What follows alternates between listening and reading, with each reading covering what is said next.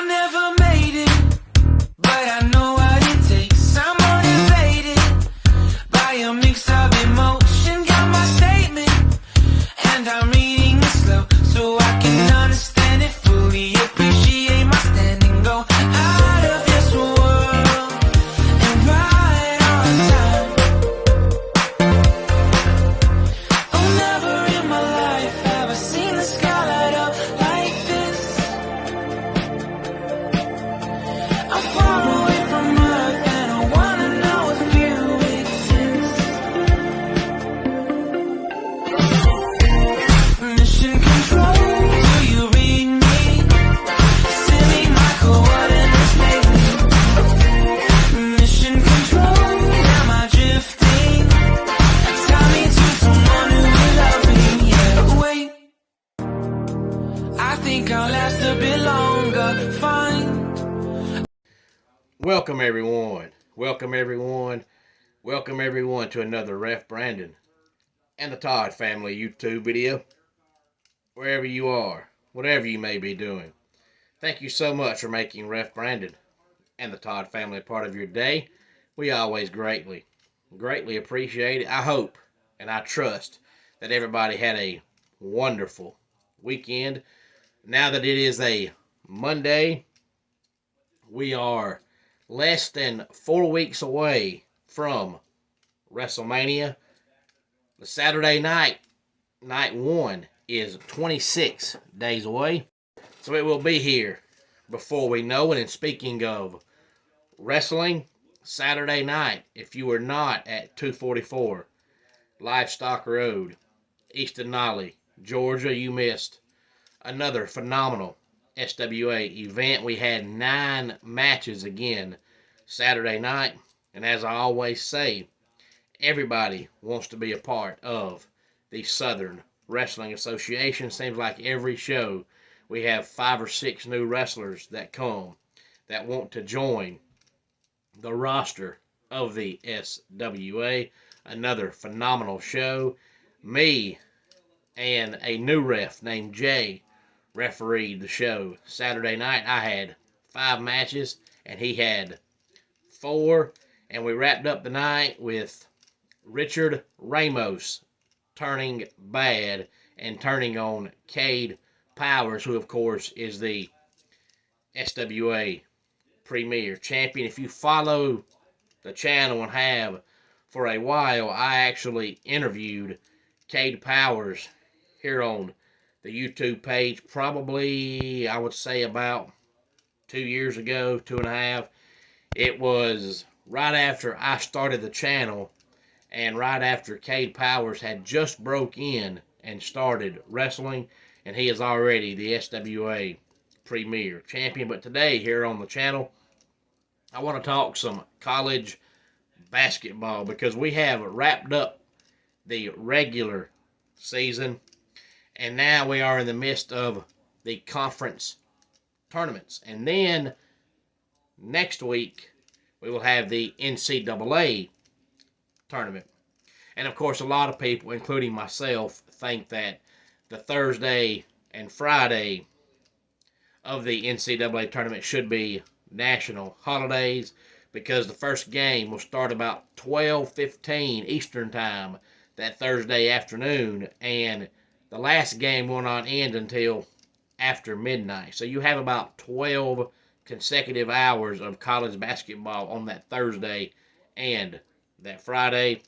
But as I said, this week we have the conference tournaments. Now, I'm not going to sit here and break down every single conference bracket because you're not going to remember it all, especially if it's a conference that you don't care about. But I will tell you this. The Big East, of course, we have to look out for. It's hard to remember the Big East unless you actually sit down and think about it, because the Big East has gone away in college football. So when basketball starts, if you don't sit and think about it, you don't think about the Big East because it's not around during football season. But during college basketball season, some of the best teams in America play in the Big East. As a matter of fact, the top 3 seeds in the Big East are all 3 top 10 teams in America, in my opinion. But in the Big East, we have UConn. Of course, they're the number 1 seed. Creighton, Marquette, Seton Hall, and St. John's. And then we have Villanova, Providence, Butler, Xavier, and Georgetown. Now, the only thing that looks bad on the Big East part is DePaul. They're the 11 seed, and they're one of the worst teams, if not the worst team, in all of America in college basketball. They are flat out, absolutely, dreadfully bad, and that's putting it nicely. But in the ACC and the SEC, I'll talk about the brackets a little bit. But I feel like in college basketball, the ACC and the SEC are the two conferences that get talked about the most. Like I said, the Big East, in my opinion, top to bottom, is the best conference. But since the Big East is nowhere to be seen because it's gone in college football, when college basketball comes, nobody thinks about it, so nobody talks about it. But the Big East, in my opinion, is the best conference in college basketball from top to bottom. And I don't really understand why the SEC gets talked about as much as it does, because, Kentucky, for many years, was one of the best teams in America in college basketball. So anytime anybody talked about the SEC, it was always Kentucky and everybody else. But Kentucky hasn't really been Kentucky in about a decade now. As a matter of fact, here recently, come tournament time, they're out, if not the opening game, by the opening weekend. But people still talk about Kentucky.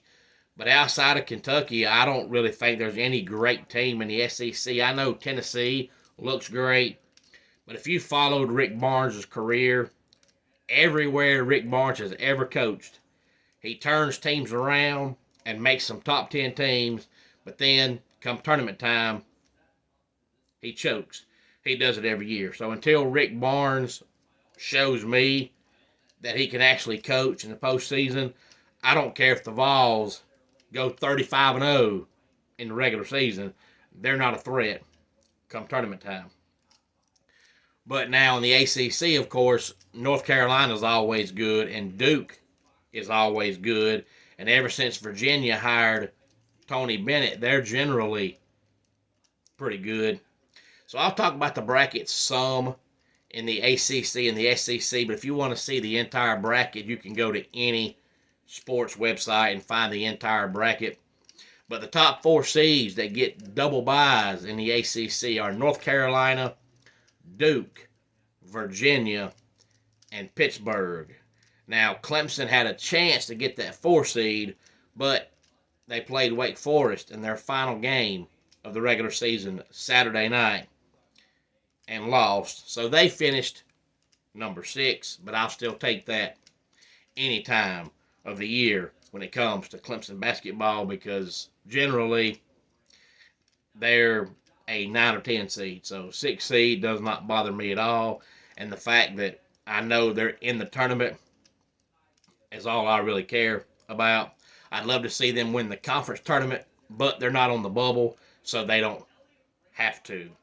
But when the ACC tournament starts, we're going to see 12 seed Notre Dame against 13 seed Georgia Tech. The 10 seed NC State against the 15 seed Louisville. The 11 seed Boston College against the 14 seed Miami. And the 8-9 matchup will be Virginia Tech versus Florida State.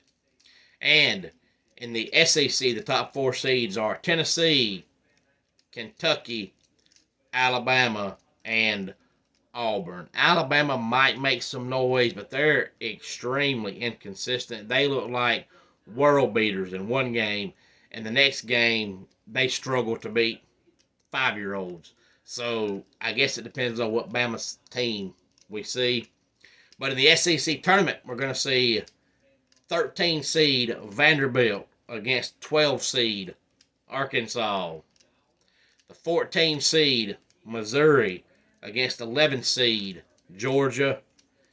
The 10 seed Ole Miss against 7 seed Texas A&M. And the 8-9 matchup is Mississippi State and LSU. Now, in the Big Ten, nobody ever takes the Big Ten seriously come tournament time. And that's probably not going to change until Purdue actually does something, because Purdue is a top 5 team every year in the regular season. But they can't get past the opening weekend come tournament time. But again, this year, the number 1 seed in the Big Ten is Purdue, followed by Illinois, Northwestern, and Nebraska. And it's been a long time since Nebraska was worth a darn in college basketball. So seeing them finish as a 4 seed is pretty surprising. In the Pac-12, the top 4 seeds are Arizona, Washington State, Colorado, and Oregon. Now, of course, Arizona is good every year, but you don't normally see the Cougars and the Buffaloes as a 2 and 3 seed in the Pac-12. And then, of course, you got to talk about the Big 12, because, believe it or not, it's not Kansas as a 1 seed or a 2 seed. The top 4 seeds in the Big 12 are Houston, Iowa State, Baylor, and Texas Tech. Any thoughts on the conference tournament or any early predictions on the NCAA tournament? Please feel free to let me know. The only thing I hate about the way college basketball has done now is a lot of times if teams are on the bubble of making it in the tournament or not, they will determine whether or not they get in based on who their bad losses were to, not who they beat. And just like in college football, in college basketball, every team in America is going to have 1 or 2 games where you're going to scratch your head and say, what in the world happened? How did they lose to so-and-so? It's going to happen. So to me, it's not fair to put more emphasis on who you lost to than it is on who you beat. Who you beat should mean more, but that's just my opinion. I know last year, Clemson had a great record, and everybody in America thought they should have got in, except for the people that decide who gets in. And the reason why they got left out was supposedly because they had a couple of bad losses. And they had a couple of bad losses, no doubt about that, but they played NC State 3 times last year and beat NC State all 3 times. And then come tournament time, NC State gets in and Clemson didn't. That makes absolutely 0 sense. If you're going to leave Clemson out and your excuse is, well, they had some bad losses, then you can't put NC State in because they lost to Clemson 3 times. So I wish college basketball would stop putting more emphasis on who you lost to rather than who you beat. Winning should mean more, but that's just my opinion. But outside of that, I love the conference tournaments, and I think everybody loves the NCAA tournament. If you're a casual basketball fan that don't watch one game all year long, then you watch come March Madness. Again, any thoughts on this, please feel free to let me know. Let's go ahead and get our dad joke of the day in here. The pregnancy rate seems to be skyrocketing worldwide, with scientists finally figuring out and announcing they found the cause. It's in the genes. And that does it for today's Ref Brandon and the Todd Family YouTube video. Until next time, it's Ref Brandon saying, just like in pro wrestling, life can be over by the count of 3. Tell your friends and family how much you love them. Bye.